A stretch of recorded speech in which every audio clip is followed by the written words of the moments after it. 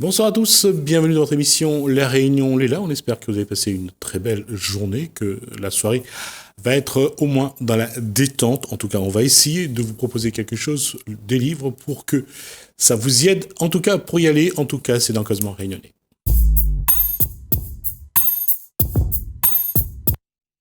Bonsoir Christophe Chabiran. J'allais dire que c'est des livres pour se détendre, si je ne me suis pas trompé. Non, bien sûr. Toute lecture doit être aussi une détente. Comment ça va Écoutez, ça va depuis la bien. dernière fois? Ça va très bien, ça va très bien. Alors, le dernier, c'est celui-là. Alors, c'est pas le dernier, Non. il date un petit peu, mais Gaël l'a lu et critiqué récemment, donc je veux revenu le présenter. Le conte des Fingas. Alors, rapidement, pour nous dire, Les contes des ne Fingas. serait-ce que la trame pour mettre l'eau à la bouche. Alors, déjà le titre. Le titre, ça m'était quand même inspiré par Firinga. Un cyclone sévère, c'est pour moi le plus sévère que En 1989, 9, me semble-t-il. Feringa. Oui. Oui, je ne sais plus la date, donc je ne vais pas dire de Enfin bêtises. bon, ça Ouais. fait déjà plus de 30 ans. Ouais. Et à l'époque, j'habitais aux Avirons et j'ai bien souffert parce que le toit de ma case s'est envolé. Ah, quand même. Donc, voilà, ça m'est resté un souvenir gravé, quoi. Ouais. Donc, d'où le titre. C'est un rappel de Firinga, les contes des Fingas. Alors, pour ceux qui se rappellent, il y a eu quand même beaucoup de vent, mais il y a eu aussi quand même de l'eau. Il y a eu de l'eau, surtout l'œil du cyclone, ce Ouais. passage impressionnant où même les oiseaux se taisent et où on vous dit quand le vent va souffler de Saint-Paul, ça sera pire. Alors que vous avez déjà perdu le toit dans la première partie, quoi. Comment vous avez géré cette situation? Ah ben, comme tout le monde, on fait ce qu'on peut, on fait avec ce qu'on a, et puis on attend que ça passe. Vous avez attendu pendant combien de temps? Ça a été court, Firinga, ça a pas duré très très longtemps, ça a été court, violent, mais plutôt court. Eh ben, les volets fermés, on attend, on se cache sous tout ce qu'on peut trouver, comme un évier par exemple, on protège ses enfants, sa femme, et puis on essaye de bricoler au mieux pendant. Même s'il n'y a plus de toit au-dessus? Tout le toit est pas parti, c'était Ah, d'accord. seulement une partie de la maison, donc on pouvait se réfugier dans la partie qui était en dur.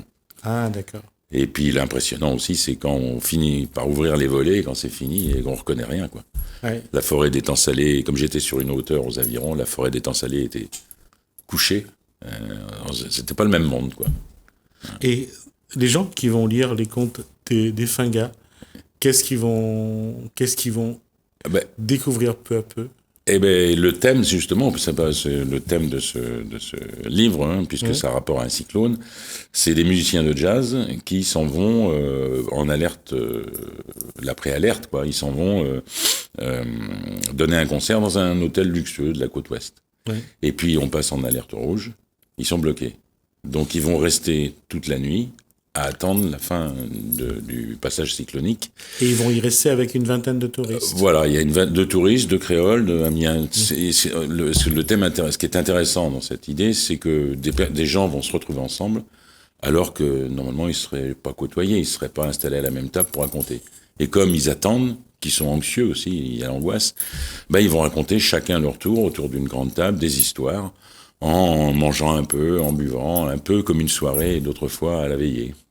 Et l'orchestre jouera de temps en temps. Comment ? L'orchestre jouera de temps en Ah temps. non, les musiciens partis, puis ils peuvent plus jouer parce que Ah, c'est d'accord. fini, quoi. Il n'y a plus d'électricité, il n'y a plus rien. Donc ils sont tous bloqués avec les musiciens. Les musiciens participent aussi, chacun leur tour, ils chacun racontent raconte son une histoire. Voilà. D'accord. C'est un vrai moment d'échange alors. Oui. D'échanges avec des gens qui normalement ne seraient pas trouvés ensemble à ce moment-là, quoi. C'est toujours Donc là. c'est un mal pour un bien. Le Oui. cyclone est un mal, mais il y a un bien, c'est cette situation. Il y a un contexte qui n'est pas voulu, Oui, pas choisi. mais qui est vécu quand même. Oui.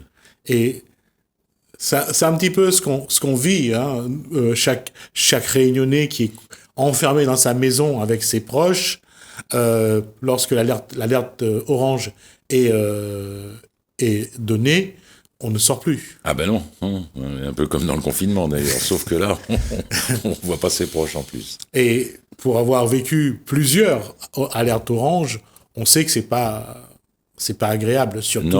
Non, quand il y a des gens qui viennent à la réunion, des touristes qui me disent « Oh, je voudrais bien voir un cyclone », alors je dis « Non, c'est pas ce que vous dites, mes pauvres gens », parce qu'ils s'imaginent pas non plus qu'on n'a plus d'eau, plus d'électricité, que la mer est marron, il est hors de question d'aller à la plage et tout ça. Ils se rendent pas compte, les gens. Mais non, on peut pas souhaiter la venue d'un cyclone, sauf pour recharger les nappes phréatiques et pour nettoyer les ravines, bien sûr. C'est une fonction. Et pour aller dans le sens de Christophe Chabiran, je veux dire, essayez de vous imaginer, vous, petit, dans une petite case en bois sous tôle, sur un terrain où il y a des arbres, et la seule maison que vous avez, je parle pas de ceux qui ont encore le toit en chaume ou en paille, je parle de ceux qui ont encore un toit en tôle, mais même ça n'est... Quand vous voyez le toit qui commence à se soulever sous la force du vent... Oui. Ah oui, non, c'est fait peur. C'est particulier. Ah oui. Par rapport au conte des Fingas, où ils sont dans un grand hôtel, là, ils sont pas menacés. Là, ils risquent rien. Oui.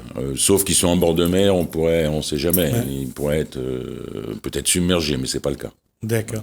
Mais à chaque année, on annonce toujours un cyclone, on annonce une période qui va être particulière. Il y en a qui prient, qui prient que ça n'arrive pas, parce que leurs maisons ne sont pas adaptées. Et il y en a encore quand même quelques maisons à La Réunion qui... Et puis même les grandes maisons, même les belles maisons, les belles villas, parfois le toit s'envole. Hein. Oui, et puis il n'y a pas que le toit, il y a l'eau. Hein. Contre le vent encore, c'est vrai qu'une maison en dur et tout, elle va résister. Mais contre la force de l'eau, il n'y a rien à faire. On peut avoir la plus belle maison du monde, si elle est en bordure de ravine ou même construite dans une ancienne ravine qu'on a oubliée, elle partira. Hein. Oui, tout à fait. Moi, je me souviens, au lendemain de Firinga, est allé à Trois-Mâts au Tampon, où des maisons avaient été construites dans le lit d'une ravine oubliée. Elles avaient glissé et fait 150 mètres avec les gens dedans, hein, qui ont passé tout le temps du cyclone à écoper. Oui, et puis à sentir les galets qui roulaient, qui tapaient dans les murs. Ça devait être très, très, très, très impressionnant pour eux. D'ailleurs, je crois que c'est là qu'on a eu cette loi qui interdisait de construire dans les ravines. Oui, bien sûr, c'est le bon sens. Ouais, sauf si on surélevait la zone pour que l'eau puisse contourner la maison. Mais encore une fois, c'est vrai qu'il y a une chose quand même, Christophe Chabiran, c'est que on a quand même perdu un petit peu. Hein. Ce que nous avons, à notre époque, nous avons connu, aujourd'hui, ça a changé pour beaucoup. Les gens oublient. Ils oublient. Puis d'un seul coup, la nature se rappelle à l'ordre. Ouais. Et ça, c'est pas vraiment agréable. C'est brutal. Mais bon, si les gens pouvaient se souvenir, ça serait mieux. S'ils pouvaient se souvenir, mais surtout s'ils pouvaient être plus prudents, parce que parfois, on a l'impression, et c'est là où vous avez raison, c'est que non seulement ils se souviennent plus, mais on n'a pas l'impression qu'ils aient envie. Quand on a à construire dans une ravine, on a quand même un minimum de... On est à La Réunion, quand même. Oui, mais ça, c'est simplement le bon sens, quoi, qui fait défaut. C'est un petit peu un rappel à l'ordre aussi, ou bien... Non, pas spécialement. C'est juste dire, voilà ce que... Voilà, c'est une situation qui fait que des gens se trouvent ensemble, mais c'est pas... Les gens ont aimé, pour ceux qui ont déjà lu, ou pas?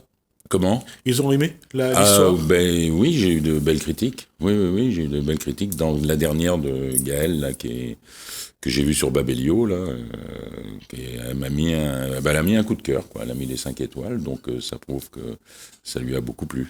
Non, ça prouve aussi parce que c'est une histoire vraie et qui peut encore arriver. Je veux dire, aujourd'hui, quelle que soit la maison dans laquelle on est, quelle que soit notre situation, on n'est pas à l'abri d'un cyclone, et quelle que soit la personne. Et plus, d'ailleurs, il n'y en a pas eu de vraiment très fort depuis très longtemps, donc plus les années passent, plus la statistique fait qu'on risque, au fur et à mesure, d'en avoir un beaucoup plus important. On se croit à l'abri, mais on n'est pas à l'abri. Non, on n'est jamais à l'abri de la nature. D'accord. Donc, Christophe Chabiran, donc, les contes des Fingas. Et pour ceux qui ont envie de revivre un petit peu, c'est vrai que c'est aussi parfois exaltant de revivre un petit peu ces moments-là. Nous, on courait dehors lorsqu'on était gamin pour ramasser les évis qui tombaient par terre ou les mangues. Lorsque le cyclone passait, on s'amusait plutôt qu'autre chose. Mais bon, lorsque la maison tombait par terre, c'était moins rigolo. Oui, ça sûrement. Voilà, donc les contes des Fingas, donc Christophe Chabiran. On va voir les autres ouvrages qu'il a également. C'est lui qui va présenter à la caméra. Je vous laisse le choix. Oh, commence par. j'en peux présenter par. rapidement. Ouais. Ça. Alors, montrer oui. à la. Donc, Egg Marine, ça c'était Un petit peu plus haut. un recueil de nouvelles aussi. Alors, Egg Marine, c'est. Egg Marine, oui. Oui, oui. Ça parle de quoi? Alors, c'est pareil, il y a des nouvelles, donc des histoires courtes. En général, j'utilise un format très court, quelques pages. Et toutes les nouvelles, je peux pas vous faire un résumé, puisqu'elles sont toutes différentes, mais elles sont toutes contemporaines. D'accord. Alors, Les Yeux Verts aussi, c'est aussi un recueil de nouvelles qui a obtenu un prix sur Internet. Alors, c'est pareil, autant de nouvelles, autant d'histoires différentes, mais toutes très contemporaines.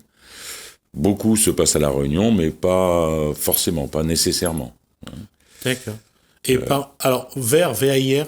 Alors, vert, c'est... oui, ça, je me suis un petit peu amusé. C'est le seul mot qui subsiste actuellement en français sur cette couleur-là, c'est les yeux verrons, quand on a les yeux de couleurs différentes.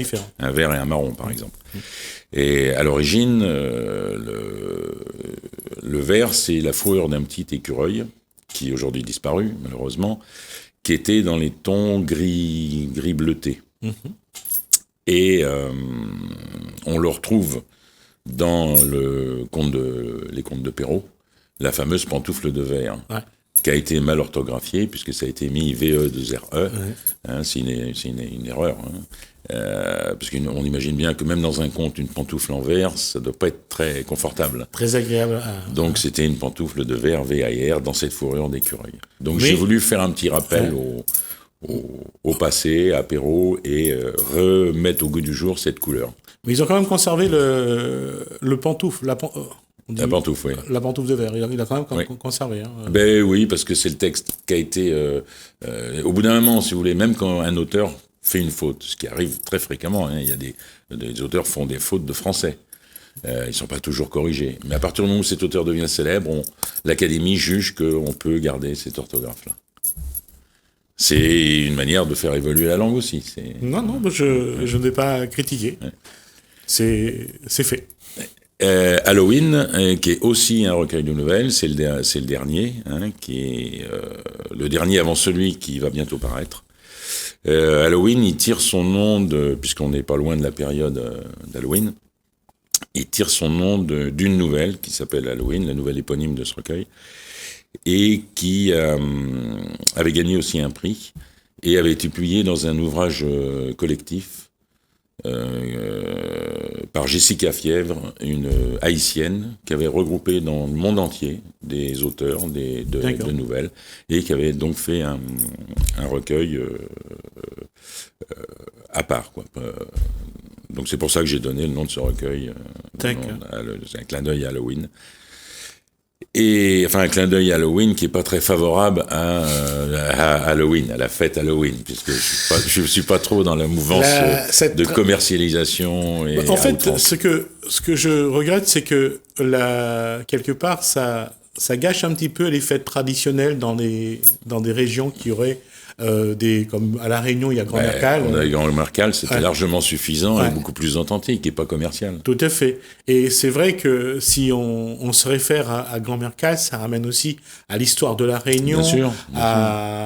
C'est important d'avoir ses racines. Tout à fait. Donc à Zélindor, qui va donc enlever sa princesse pour partir et qui se trompe de femme et qui crée donc cette légende Grand Mercal. Et c'est vrai que c'est dommage qu'on ait oublié notre tradition. Je pense quand même que sur le long terme, j'espère qu'Halloween disparaîtra et que Grand Mercal restera. Parce que, disons que là, ce qui fait qu'Halloween marche, c'est que c'est très commercial. Ben voilà, c'est comme toutes les fêtes actuelles. Noël, regardez, dans les magasins, c'est déjà plein de jouets. Et le côté, j'allais dire, le côté spirituel, le côté dans nos sociétés, il est complètement oublié. C'est totalement oublié, sauf le 24. Sauf pour ceux qui vont préparer Ah non, en Alsace, je crois qu'ils fêtent encore la Saint-Nicolas. Oui, c'est une fête traditionnelle. Ouais. C'est l'origine de la fête du Père Noël, Saint-Nicolas, qui est d'ailleurs un peu comme Grand Mercal, un personnage ambigu qui attrape les enfants et qui c'est pas pour leur faire du bien. Ouais. Et il y a une orange, et puis je crois que c'est tout ce qui gagne. Tout ce qu'il y avait comme cadeau de Noël à l'époque, c'est une orange. Ben, à l'époque de ma grand-mère, c'était le cadeau de Noël, c'était une orange. Parce qu'une orange, on n'en avait pas facilement en France, donc c'était un beau cadeau. Ouais. Et dommage que après, ça c'est. L'argent, toujours l'argent, le capitalisme à outrance, et voilà. Ouais, tout est venu parce que même les jouets en bois, c'était vraiment de faire travailler, qu'il y ait une vraie tradition autour de tout ça. Oui. Mais aujourd'hui, c'est. Ah oui, on a vendu notre âme à l'argent. Oui, on peut dire ça. On va parler de... Alors ça, c'était les recueils de nouvelles, donc. Ouais. Et le deuxième aspect de mon écriture, c'est les romans policiers, qui, eux, se passent tous à La Réunion, avec 2 lieutenants de police, Picard et Casambeau, qui mènent les enquêtes aux 4 coins de l'île, quoi. Alors, suivant les bouquins, ça, c'était le premier, Datura et Soleil Noir. Alors, suivant les bouquins... Datura, je pense qu'il y a une histoire de poison dedans. C'est pas tout à fait une histoire de poison, c'est une femme d'une beauté. C'est un poison alors. Elle est très belle et vénéneuse. Après. Alors après, il y a les gouttes d'eau. Les gouttes d'eau, ça, c'est pareil. Il y a 2 enquêtes. Dans chaque bouquin, il y a 2 enquêtes, 2 histoires qui se suivent ou pas, qui sont mêlées ou pas. Et on retrouve toujours mes 2 mêmes lieutenants de police. D'accord. Alors là, par exemple, les gouttes d'eau, ça démarre à Étang-Salé. Datura et Soleil Noir, c'est plutôt à Saint-Denis. Tocata et Fugue, c'est plutôt dans l'ouest. Ça, c'était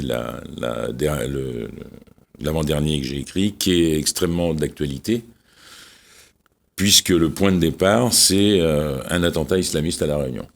D'accord. Ça, c'était écrit d'ailleurs bien avant qu'on ait toute cette série d'attentats en métropole. L'une des nouvelles évoque cette possibilité d'attentat islamiste à La Réunion, mais il y a une autre histoire où c'est pas le cas. D'accord. Et puis le dernier publié, le dernier sorti, c'est Diabolique. Alors comme son nom l'indique, et vous voyez la couverture, il y a deux très belles femmes qui encore risquent d'être très dangereuses.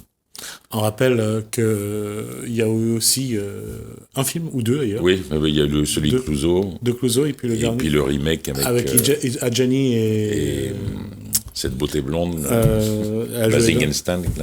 Basic-Instinct. Comment elle s'appelle Effectivement, donc c'est 2 actrices qui se sont retrouvées face à face. Et 2 comportements pas simples à gérer, en tout cas. C'est un petit peu, c'est un rappel, il y a un clin d'œil, c'est pas la même histoire, mais c'est un clin d'œil au Diabolique. Christophe Chaviron, à chaque fois, j'ai des bêtises. Christophe Chaviron, la question, c'est, aujourd'hui, dans le contexte actuel, avec le coronavirus, avec les confinements, ça vous inspire ou pas ? Écoutez, moi j'ai pas plus écrit pendant le confinement passé que j'écrivais d'habitude. Donc moi ce n'est pas... Non, tu as donné l'idée d'un roman par exemple je pense que ça va être beaucoup fait. Je pense qu'on va se jeter là-dessus. Ouais. Et je pense que moi j'aime bien un petit peu être à part. Original, un peu à contre-courant aussi même. Donc je pense que pour l'instant j'ai pas de plan comme ça, non. Non, ça n'inspire pas en tout cas. Qu'est-ce qu'il y a sur le feu Alors là, il y a un autre recueil de nouvelles qui va sortir normalement avant Noël. Là, je viens de mettre la dernière main. J'ai vu avec Orphy pour la couverture. Enfin, voilà, tout est réglé. Il doit être parti en impression. Alors, ça va être un petit peu différent là ce coup-ci. C'est un recueil de nouvelles sur lequel il n'y aura pas écrit d'ailleurs comme sur les autres nouvelles, mais il y aura écrit roman au pluriel. Puisqu'il y a 3 histoires, mais qui sont assez longues. Chacune fait à peu près 80 pages. Et donc j'hésitais entre longue nouvelle ou court roman. J'ai opté pour roman parce que la structure, la manière dont je les ai écrites rappelle plus le roman qu'une nouvelle traditionnelle. Vous avez l'impression qu'aujourd'hui, avec ce contexte sanitaire, les gens lisent plus ? C'est pas une impression parce que ce livre dont je vous parle était prévu...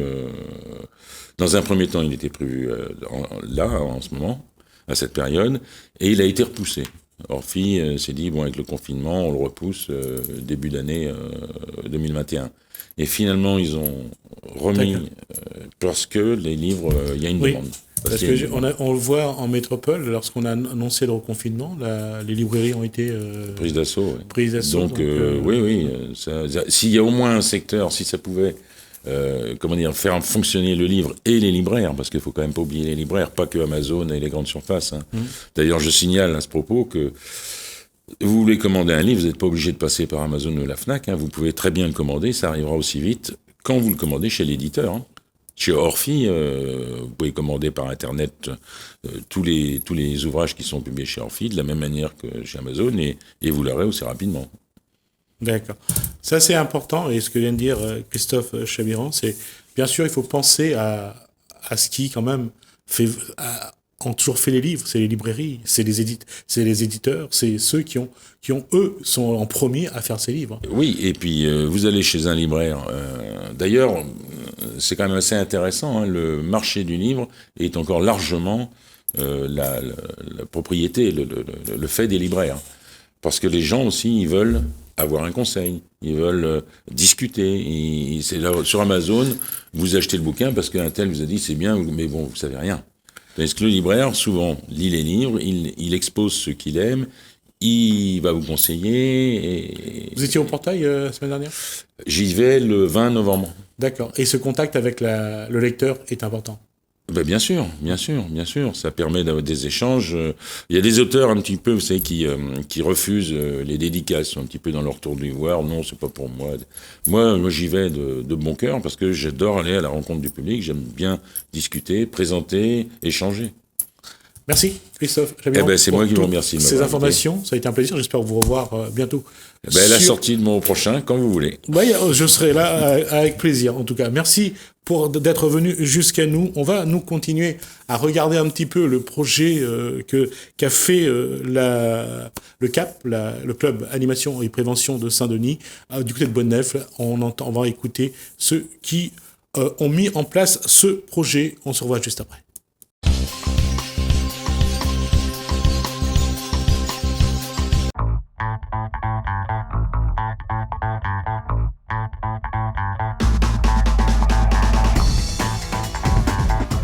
Dans la politique d'éducation du CAP, quelle est la place de la formation et de l'insertion ?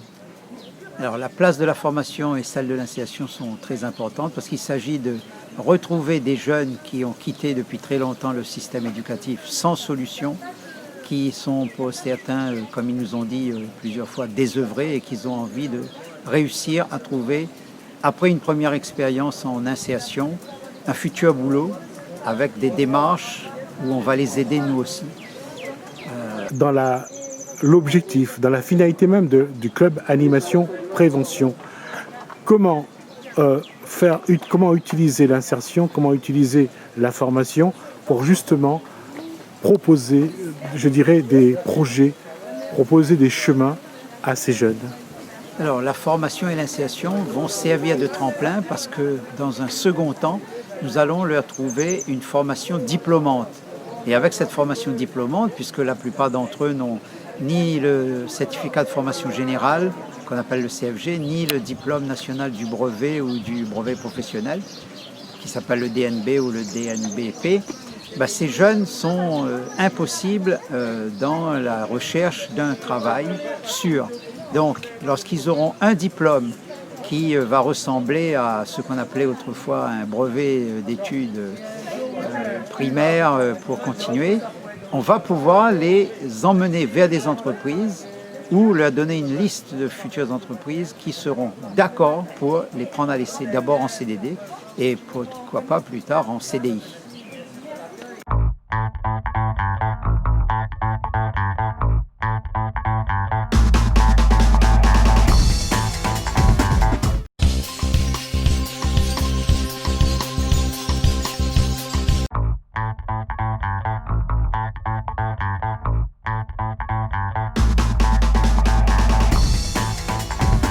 D'abord, sur ce projet à Bois-de-Nèfles, de quoi s'agit-il ? En fait, il s'agit d'un qu'on appelle ACI, Atelier Chantier d'Insertion. En fait, ça sert de support pour la permaculture. Donc, on a embauché une douzaine de jeunes de Saint-Denis, pas uniquement de Bois-Neuf, puisqu'on a vu des jeunes devenir un peu partout, qui étaient intéressés par l'agriculture. Et on a pensé donc à faire un sujet sur la permaculture, à savoir faire de l'agriculture avec son milieu, adapté à son milieu naturel. Chose malheureusement qu'on a perdue aujourd'hui. Et c'est vrai qu'aujourd'hui, le projet prend forme et les jeunes, donc, au bout d'un an de formation, ont eu donc leur attestation et on va continuer à les accompagner donc, entre autres au niveau de Pôle emploi pour qu'ils puissent intégrer d'autres formations comme les BTA, etc. Parce qu'aujourd'hui, pour s'installer dans la vie professionnelle en tant qu'agriculteur, il faut un minimum de diplômes. Donc on va continuer donc, de les suivre, sachant qu'encore une fois, l'ACI a été un support pour lancer l'idée et beaucoup se sont pris au jeu et ils veulent continuer donc dans ce domaine d'activité. Alors justement, sur cette question, Gérard Françoise, comment la mairie peut, dans son rôle de tout ce qui est insertion sociale, accompagner ces jeunes sur leur projet de formation, d'insertion et surtout sur le projet professionnel? Alors, encore une fois, il faut remettre les choses à leur place, la mairie n'a pas la compétence d'insertion. Nous, on vient, c'est un projet volontariste, aider les jeunes au travers, entre autres, des ACI, ateliers, chantiers d'insertion. Au travers donc des 4,7 millions de budget que l'on met dans l'insertion, on vient aider les jeunes et les moins jeunes pour s'insérer. Mais la compétence de l'insertion relève plus du champ économique, qui est de la région par exemple, ou des chambres consulaires. Nous, on est là pour accompagner donc, cette jeunesse qui souvent est en manque du déclic, qui permet donc, comme c'est ainsi, qui permet de trouver en fait une voie pour l'insertion professionnelle. On a comme objectif de créer 200 ateliers d'insertion tout au long de la mandature.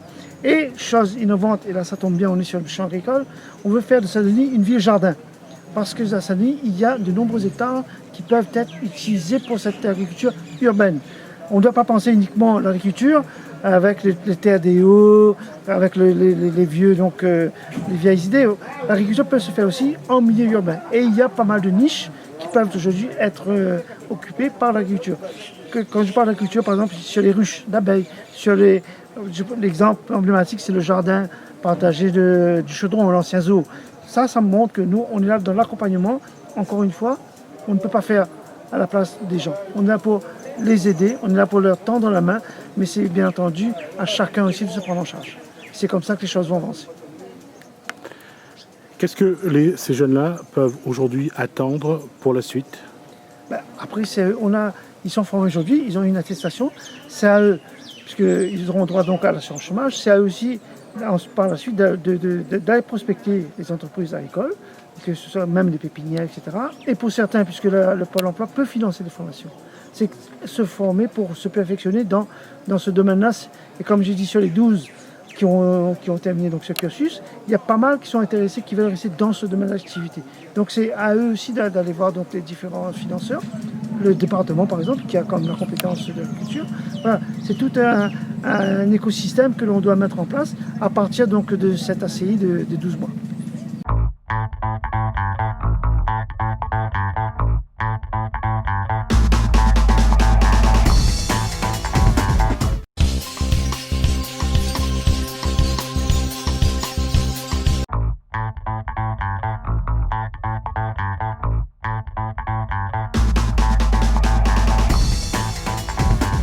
Pourrait expliquer cette formation? Écoutez, c'est simple, tel que l'a présenté la présidente d'Omega. Nous avons ici décidé d'installer un chantier d'insertion dédié notamment à la formation sur la permaculture. Donc comme l'a évoqué Madame tout à l'heure, c'est une première puisque beaucoup de demandes sur ce type de formation sont intervenues et ce chantier ici à Bois-de-Neuf a été le premier à pouvoir en disposer et donc à le partager avec les 12 intervenants qui ont donc été sélectionnés pour participer à cette année de formation. Donc permaculture c'est quoi? C'est pouvoir donc avec sur une terre en friche, une terre pas forcément, comment dire, on ne pourra pas faire de l'agriculture bio par exemple, mais avec de la bonne terre, avec des bonnes pratiques, essayer de produire des fruits et des légumes de qualité. et des produits bien sûr locaux pour que cela puisse nous être utile dans notre vie de tous les jours si l'on a envie de jardiner, mais également si on a envie de s'investir, de créer son entreprise, de devenir agriculteur et donc d'aller plus loin dans ce domaine d'activité. C'est un module qui a duré 1 an. Quelle possibilité aujourd'hui, quelle opportunité pour ces jeunes pour continuer soit sur une formation, soit aller vers un projet professionnel? Alors, ce qui est vraiment important à comprendre, c'est que le chantier d'insertion n'est pas un emploi pérenne. C'est un contrat dans lequel le formateur s'engage avec le stagiaire sur une année à le former à des compétences. De temps à autre, ça peut être une formation qualifiante, de temps à autre, ça peut être une formation diplômante. Aujourd'hui, nous sommes dans le cadre d'une formation qualifiante. Et effectivement, vous avez là un suivi qui est formidable grâce au CAP, grâce au formateur Omega, puisque finalement, ces personnes, donc ces stagiaires, auront la possibilité d'avoir un suivi toujours avec le CAP pour pouvoir donc, s'ils sont toujours intéressés, avoir accès à des stages auprès d'agriculteurs, donc du secteur privé, pour intensifier finalement les compétences qu'ils ont et voire même demain aller vers le métier d'agriculteur. Comme elle le disait, effectivement, nous avons aujourd'hui donc la possibilité donc de mettre en lien avec ces stagiaires des terres en friche, etc., etc. et donc de leur permettre de se professionnaliser suite à cette formation qu'ils ont obtenue aujourd'hui et qui se termine aujourd'hui.